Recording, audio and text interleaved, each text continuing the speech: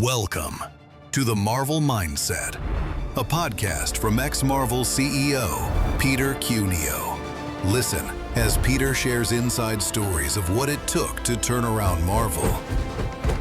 Here's your host, Peter Cuneo. Well, I'm Peter Cuneo, and welcome back to episode 9. Today, I'm going to talk about the sale to Disney, how it occurred, what went on, how the process worked. And then I'm going to do some comparisons of key numbers for Marvel, sales, market shares, valuations, what those numbers were when I first came to the company and what they were 5 or 6 years later. And I think it's important because you'll understand why Disney came to Marvel. And by the way, we were not trying to sell the company. Disney came to us unsolicited, but they saw the magic. And I will say this, you heard me talk in previous episodes about the Wagon Wheel and my strategic image, if you will, for growing the business.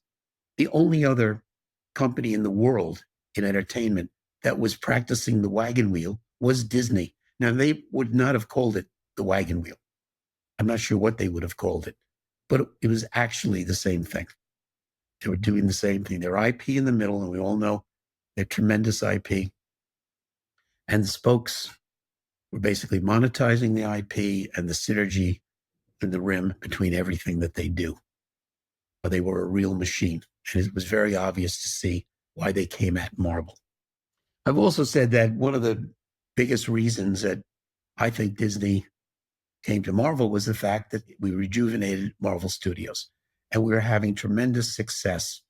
And this is just me talking, but I feel we sold for $4.5 billion to Disney. And I think half the value came from the fact that we had our own studio and we were really doing well there. I can't back that up with any real numbers, but I think it was a very, very important event, having our own studio.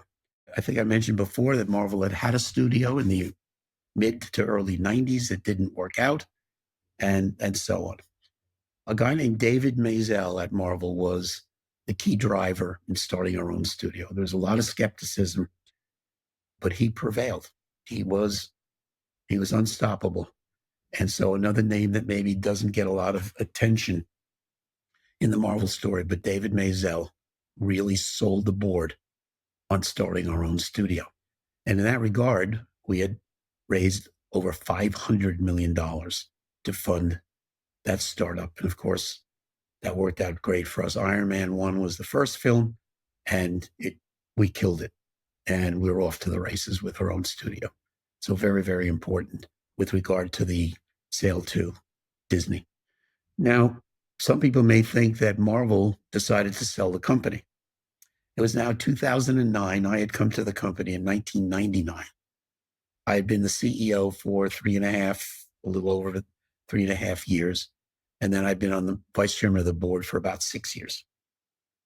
And we were doing quite well. And you'll hear some of the numbers shortly. But basically, we were not looking to sell the company. Disney approached us unsolicited. People have said to me, Peter, why do you say that you sold the business for $4.5 billion? When you look at the original announcement, the value that's in the news releases was $4 billion. So it's a big difference. What's with that? What's the right number? So I have to point out that how the process works when a public company is bought by another company, in this case, Marvel being bought by Disney.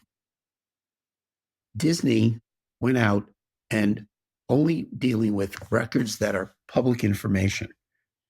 These are financial reports that are filed by a public company with the Securities and Exchange Commission every quarter. These are press releases. Sure, they can look at the movies, at the comic books, and all of these things that are in the public domain. But they don't have any access to confidential information. And so the way the process would work is, and this is what happened with the Walt Disney Company, they approached us with a number. There was a negotiation on the number, and we found a number that we could agree to, which was $4 billion. But part of the deal was not just the $4 billion was going to be paid in cash, but also part of it in Disney stock. And I don't remember the exact percentage that was in Disney stock, but I'm going to guess and say it was around 25% of the purchase price. And from the time you announce a deal to the time you actually close a deal, and the acquisition closed December 31st of 2009, the last day. But the announcement was 3 or 4 months earlier. So what is happening is that the acquiring company, Disney, is doing what we call due diligence on the company. So they sign a confidentiality agreement, and now they can take a look at all the confidential information that is not in the public domain. That's all part of the natural process. So that process of due diligence can easily take 3 to 4 months. And while that process is going on, the acquiring company is looking to see if there are any negative surprises that might cause them to lower their purchase price or, in fact, even walk away. So the original announcement on the company being acquired is basically one that can be reversed or changed. It's all contingent due diligence. And when Disney finished its due diligence, they didn't find any reason to make any changes in the price. But what has changed is the price of Disney stock in that 3 to 4 month period had gone up. It had gone up for 2 reasons. One, Disney itself was doing very well. So the stock price was rising, and it would have risen even without Marvel. But investors could obviously see the tremendous synergy between Marvel and Disney and how the two could fit together perfectly, almost seamlessly. And so 2 wagon wheels, if you will, joining together. But the value during that 3 to 4 month period of the Disney stock had gone up. And since the deal was for a certain number of shares of Disney stock, in addition to cash, the value of the transaction went up from about $4 billion to about $4.5 billion. Someone could check me on that. I'm close. So that's why I quote a different number than you might read in the original announcement of the acquisition. So the Disney transaction, as I said, came at the end of 2009 and so on. And I want to present some of the numbers for Marvel, remembering that I came in 1999. Some of the comparisons of key, what we call today performance indicators that existed during that time frame that I was there with the company and how they all improved so much. I think we all felt that the turnaround, in a sense, the turnaround phase of the business was complete by 2002, which is, again, roughly 3 years, a little over that from the time that I came to the company. But none of us really realized how big Marvel was going to become, particularly on the international stage. That was something we didn't have a very good grasp of. We had been, domestically oriented for the most part. Don't go anywhere. More in just a moment.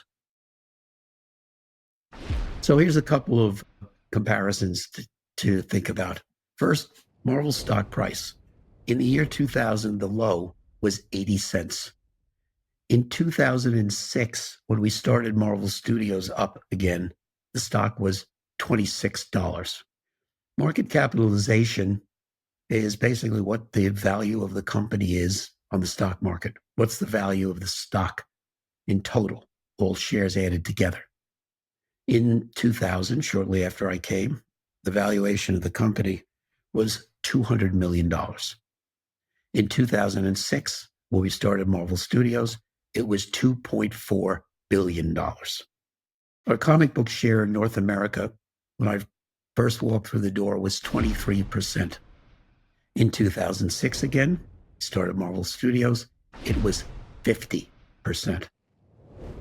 Cash flow per employee is a very useful statistic that a lot of companies like to look at as a measure of productivity in the company. In 2000, the cash flow was negative, as we've talked about. We were draining cash. Cash was going out the door for all the reasons we've talked about in previous episodes. But in 2007, just after Marvel's Studios started up, the cash flow per employee was $1 million, which meant that every employee, in effect, on a weighted basis, but nonetheless put together, was earning $1 million for the company. There was a magazine called Licensing Magazine, which I think may still exist. In 1999, the year I came to the company, License Magazine estimated that the worldwide value at retail for all Marvel's products and services.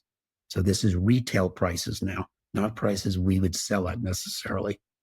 The value estimated in 1999 was $400 million. In 2005, 6 years later, it was $5 billion. And finally, talking a little bit about live action films.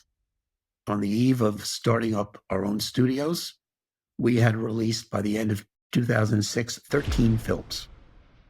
And we had the number one standing in all of film history as measured by the average worldwide box office for our films. Nobody was close. If we just took the average, and this is the fundamental reason we were able to raise over $500 million to finance our own studio. We were number one in history and continued to be number one. Well, that's it for today's episode. Really appreciate all of you tuning in, viewing us if you are. And we'll continue next Monday again with our next episode. And that one, we're going to be talking about our turnarounds for you. Our turnaround is something that you would like to experience, work at, and so on. I get that question a lot. I've done 7 turnarounds, and we're going to talk about the pluses and minuses of being engaged in a turnaround. Thank you all very much. Appreciate it, and we'll see you next week.